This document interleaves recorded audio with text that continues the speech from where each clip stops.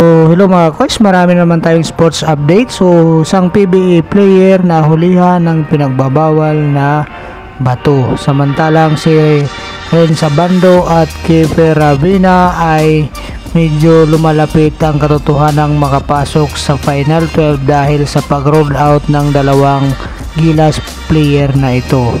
At ang laban ng Dominican Republic at ang Gilas Pilipinas ay ating pag-usapan sa video nating ito. Pero kung bago ka pa lang sa aking munting YouTube channel, baka pwede mo namang i-subscribe. So ayon nga sa balita ng Spin.ph, Dominican Republic not taking Gilas slightly in first game of FIBA World Cup.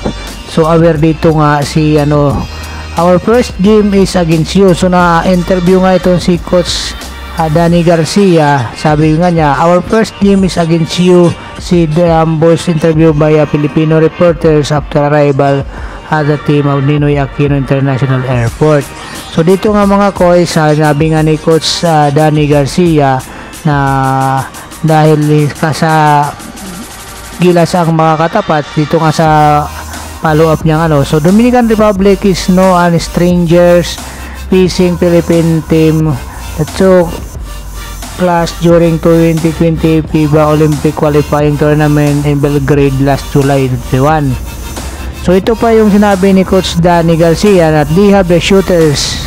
I think it's a great team of shooters that run and court. They have a big guys and attack in team and very aggressive team. So yun mga kinababahala ni Coach Danny Garcia dito sa ating Gilas Pilipinas. Aware siya sa mga laruan ng Gilas Pilipinas kahit mayroon silang Carl Anthony Town na legit NBA player, kasi alam din naman niya na mayroon din tayong Jordan Clarkson. So dito nga mga coach ay tinalo nga ng Dominican Republic itong Canada, na itong Canada ay kung hindi ako nagkakamali mga coach ay mayroon itong 6 or 7 na NBA player, pero tinalo nga nila ito sa kanilang tune-up games sa Spain.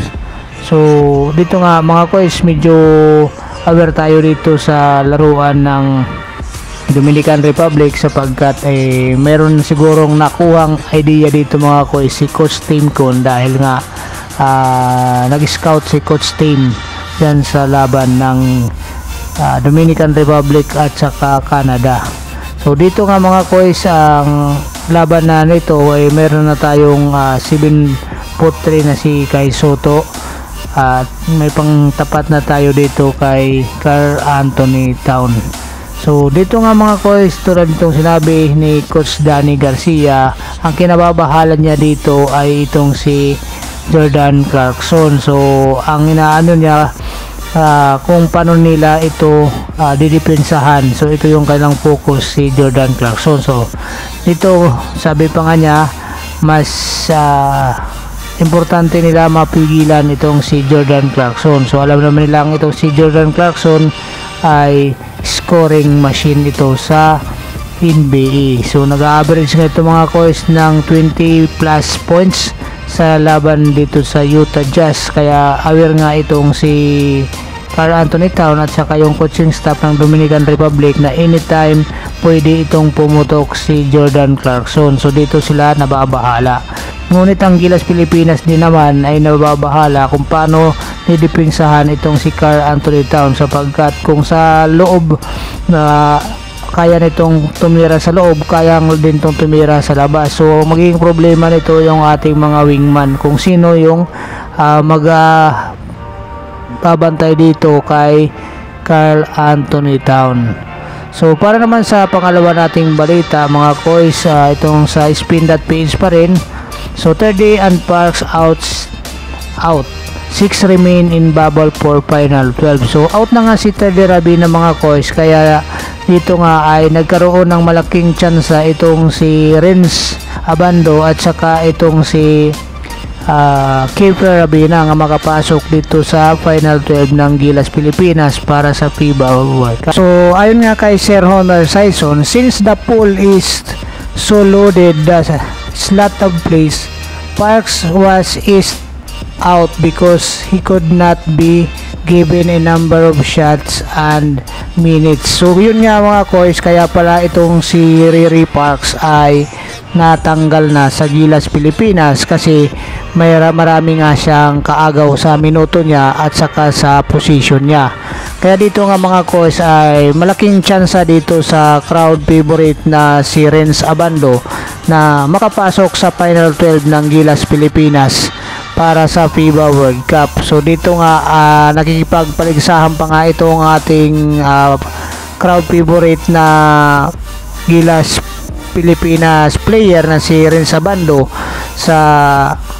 para makapasok sa Final 12 sapagkat dito nga mga koys ay 8 player pa lang ang sigurado na pasok dito sa Final 12 ng Gilas Pilipinas. So yung 4 dito nga mga koys ay matatawag natin na nakikipagpatintero pa sa ngayon.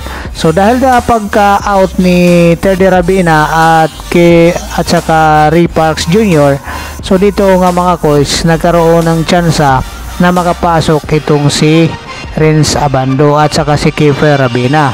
Samantala mga koys, si AJ Edo naman ay may sinabing pag siya ay hindi makapasok sa Final 12 ng Gilas Pilipinas, walang iba siyang sisihin kundi ang kanyang sarili mga koys sapagkat ayon nga sa kanya, ginawa niya ang lahat ng kanyang makakaya. Pero kung sakasakali man daw hindi siya mapasama, susuportahan pa rin niya ang Gilas Pilipinas. Sa pangatlong sports update natin mga koys, arestado ang isang kilalang basketballista matapos makupiskahan ng pinagbabawal na bato sa isang checkpoint.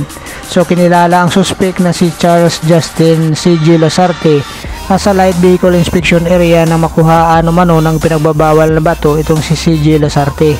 So si Lasarte ay kinilalang big money slasher ng San Miguel Bermin ng PBA at naglaro din ito sa MPBL o sa Maharlika Pilipinas Basketball League at PBA Untor sa off-season league at saka sa PBA 3-on-3.